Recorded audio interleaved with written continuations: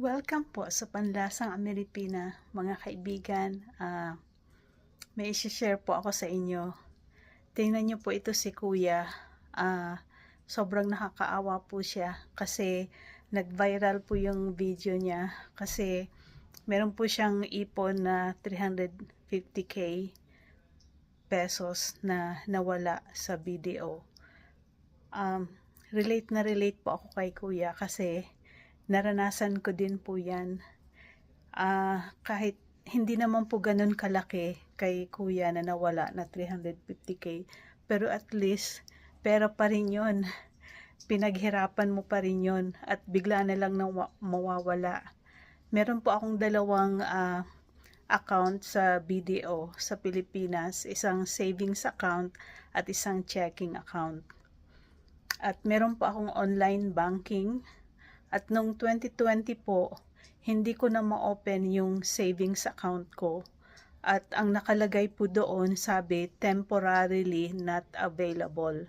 Ang na-open ko na lang po ay yung checking account ko kasi every month po ginagamit ko yun sa transaction sa pagpapadala ng pera sa Pilipinas. At yung savings account ko po, ino-open ko din po siya pero walang ongoing and outgoing na transaction. Yun po yung bigla na lang na close ng BDO. At nireport ko po yun sa kanila noong 2020. Tumawag ako sa hotline at sinabi nilang iimbestigahan nila. At nag-email po ako sa kanila. Nag-email din po sila sa akin na under investigation. Hanggang 6 na buwan na ang nakalipas, nag-follow up ako. Sabi nila mag-comment daw po ako sa web page nila sa Facebook. Ginawa ko din po at sabi nila under investigation. At ngayon po 2024 na, 4 na taon na, napagod na lang po ako at na-stress ako pa-follow up sa kanila. Tumigil na ako kasi iniisip ko kung ma-heart attack ako dahil lang sa stress ko sa kanila sa kapa-follow up dahil hindi ko alam kung saan napunta yung pera ko, itinigil ko na lang po kasi sabi ko hindi ganon ang halaga ng buhay ko. At kaya nakaka-relate po ako kay Kuya pero mas nakakaawa si Kuya kasi pinaghirapan niya yun, pinag-ipunan niya yun para sa kinabukasan ng kanyang anak, para sa pag-aaral. At bigla na lang isang iglap mawawala yung ganong kalaking halaga. Kaya para po ito sa mga taga BDO, aksyonan nyo naman po yung mga customer na nawawala ng pera na ipinatago namin sa inyo at bigla na lang nawala. At pag nagrereklamo kami, sasabihin nyo under investigation. Grabe, 4 na taon na under investigation pa rin.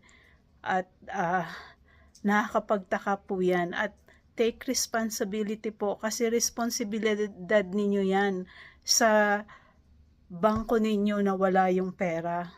Kaya dapat ibalik nyo yung perang nawala doon sa mga depositor nyo. At sa palagay ko inside job ito kasi yung online banking ko meron siyang authentication code at maliban doon meron siyang security questions.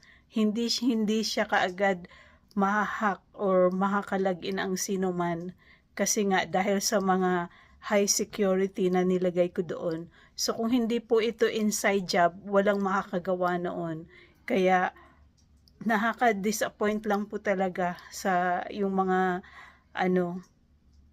depositor sa BDO. Nakaka-disappoint yung BDO dahil hindi nila yan magawa ng paraan. Hindi lang 1 o 10 ang nagreklamo na nawala ng pera sa inyo.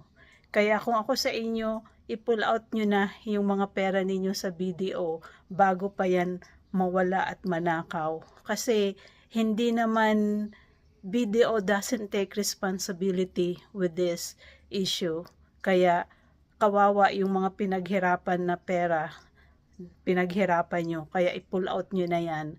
Kasi kawawa naman, inaasahan mong pera na tinago-tago mo, yung pala hindi naman siya safe, hindi siya secure kasi nandun mismo sa loob ng BDO yung mga kawatan.